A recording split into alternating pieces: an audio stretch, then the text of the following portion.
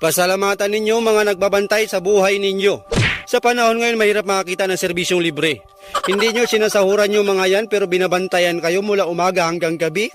Saan kayo makakita ng ganyan? Sa kanila lang. Mas alam pa nila yung buhay mo kaysa sa'yo. Hindi ka ba nahihiya? Hindi mo man lang pasalamatan? Diba? Ang hirap kaya magbantay ng buhay ng iba.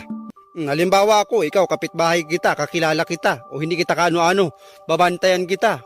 Kung saan ka pumunta kagabi, kung anong pinanggagawa mo, kung sino yung mga kasama mo, kung anong nangyayari sa buhay mo, dapat nakalista yan.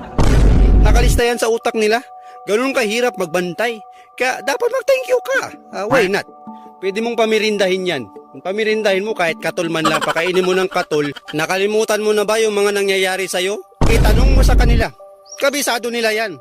Simula noon hanggang ngayon. Baka may nakalimutan ka sa sarili mo, itanong mo sa kanila. Kasi nagbabantay sa'yo yung mga yan eh. Alam na alam nila.